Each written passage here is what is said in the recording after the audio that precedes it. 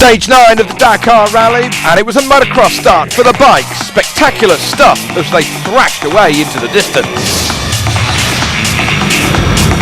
And once they were in the distance, the overall leader on two wheels, Cyril Desprez, got stuck in the dunes. Was this going to be another worrying day for him? The Volkswagens have it all to fight for. 14 minutes between leader Sainz and Alatia, but who catches who?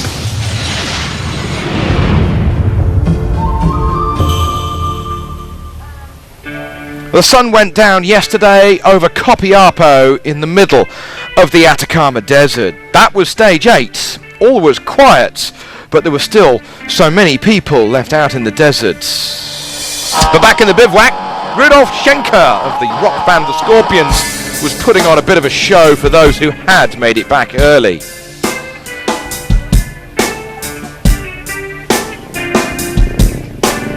The only Scorpions out there in the deserts were obviously the ones with a sting in their tail. The Scorpions really putting on a show for everybody back home.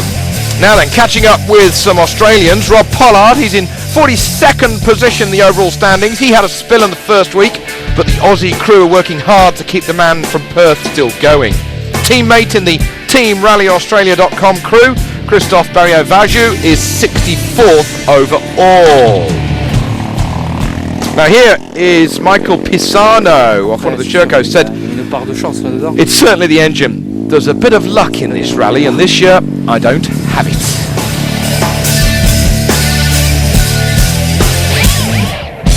He was out, whilst once more the guitar solo was done. Back in the bivouac. Everybody continued on their way. Very difficult stage again for all of the competitors, least of all the people in the trucks. The battering that they all get as they thrash over the rocks rather than the thrash metal.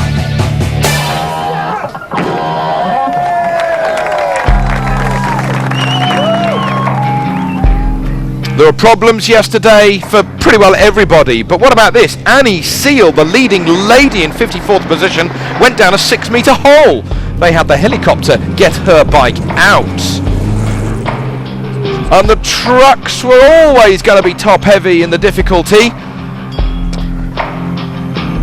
And there's no other way you can get a 12-ton truck back on its wheels, but with another 12-ton truck.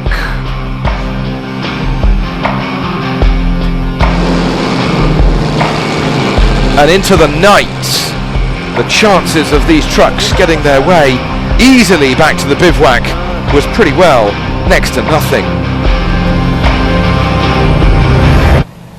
Eventually help was found, and unceremoniously the truck was dragged around the other way. Other trucks got a tow back into service. It was after a rest day and a busy day for the mechanics once more. Yet another busy night on the Dakar before the stage got underway this morning.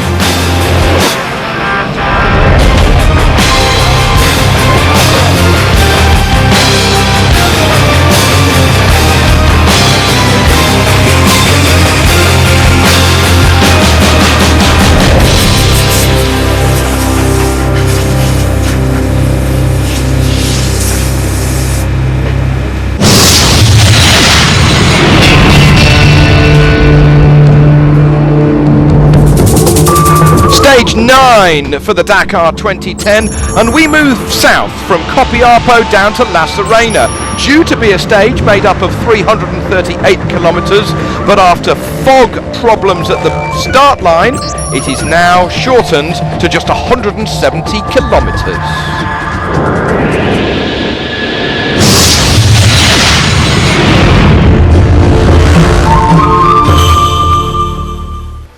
Great atmosphere at the start line this morning. Riders lining up like a motocross race, like these guys used to finish the Dakar on the shores of the Atlantic Ocean once Dakar itself had been reached. But that was on the other side of the Atlantic. And here, the South American side of the Atlantic, today we got off with 20 riders by 20 riders. Thrashing away into the distance, everybody had a superb thrash over the dunes immediately outside of Copiapo, and big dunes indeed that they were. Initially, the big stage of 338 kilometres, now shortened to 170, but organisers so kindly didn't leave out the difficult stuff. They left in the difficult stuff. Within minutes, people in all sorts of trouble, and within minutes, people stuck and looking for help. Philip Knorr, the Irishman, he ran into problems at the 93rd kilometre. He took a wrong turning, and he ironically returned unwittingly back to the 12th kilometre. So he needed to do all 80 kilometres all over again just to get back to where he was. Oh dear. Also problems for Svitko, the man who was 10th yesterday afternoon, losing time. But it was the top 10 who finished yesterday on the stage who went off just 10 together. They were the first ones off the line. Lopez, Coma, Oliver Alceta, Frétigné, Dupre, Duclos, Rodriguez, Przgonski, Pan and Svitko. They were first into the heat of the desert, approaching midday here on stage 9. There was that element of follow the leader going on, and that leader was Mark Coma. Cyril Dupre, the overall leader, was a little bit further back, but so long as Dupre could see Mark Coma, then he would be happy. Now Coma started the day 19th in the overall standing, 6 minutes and 22 seconds back. So he's not in contention for the overall victory of this rally, but Coma, no doubt, going to be going for stage victories. Cyril Dupre keeping in touch over the spectacular ways across the desert. David Frétigné trying to keep up with his Yamaha 450 against the admittedly air-restricted 690 KTMs, but still trying to keep up nonetheless. Dupre making his way up towards the front, and in the end, Cyril Dupre continuing to lead this year's Dakar. He was second on today's stage, only 4 seconds back of the eventual stage victor. Dupre now completed stage 9 of 14. Is he going to be touching that trophy? Well, the answer to that is not with problems like this for Cyril Dupre. An innocuous dip over some rocks, and immediately the number 2 KTM gets stuck in the dunes. That bike weighs well over 200 kilograms when it's full of fuel, and yet the 2-time Dakar victor just throws it around as if it weighs but a quarter of the weight.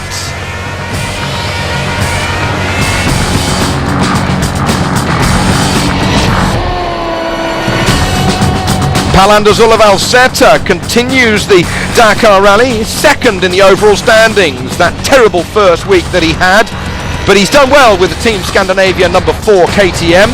He's still struggling with the air restrictor and the fact that he can't really lift the front up with the torque of the bike to lift it over any rocks. But Oliver Alceta safe and sound this afternoon. Lopez continues in third.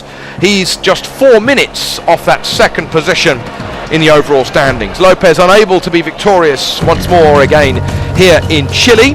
1 hour and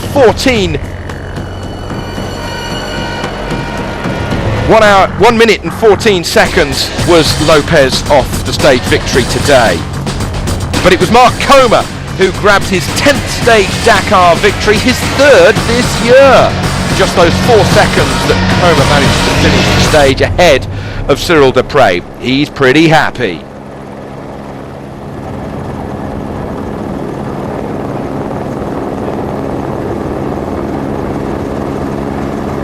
They were coming in from all sorts of directions today, as the 10 riders who had left the start line altogether were keeping their heads down. Now Alain Duclos still battling with David Frétigné, just 10 minutes between them in the overall standings, but ironically the pair of them crossed the line this afternoon absolutely side by side.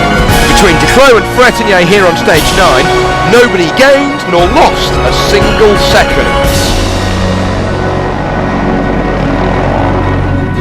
Jonas Streets with the Team Rally Pan Am KTM has been taking it very steadily.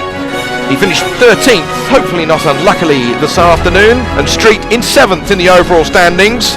He needs to keep an eye on Olivier Pan behind him. He's only 7 minutes back.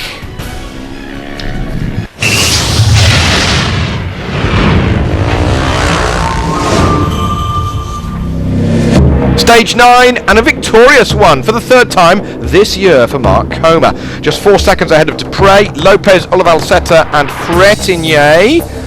And in the overall standings, Dupre continues to lead by that very healthy 1 hour and 21 minutes. Lopez, Rodriguez, Duclos then 5th. It was a motocross start, quite unusual, but the day was very enjoyable for everybody. We were all together, we jumped together, and I'm happy to finish well. It's just one more day of the rally and one day less before the end. The stage was different with the fast motocross part, and after Mark and Cyril gave quite a high pace to the rally, me too, even if I'm riding a 450. The bike is good in the sand, I'm very happy. I'm in my own country, but these dunes demand such respect. In the end, it was a good day, and I'm very happy. C'était bien fun avec un départ en ligne, ça faisait longtemps que c'était pas arrivé. It was fun. It's been a long time since we had a start together on the same line like that on the Dakar. It was a good idea for us and for all of the spectators. A lot of fun. My goal was to avoid mistakes and control David Frétigné. If it's possible, I'm going to try and control him. I didn't see him for a while, but I knew he was behind me, and then I had a few problems of navigation. I thought he was ahead, and I attacked and finally realised this blue bike was Cyril's, so I took it easy, and eventually we all crossed the line together.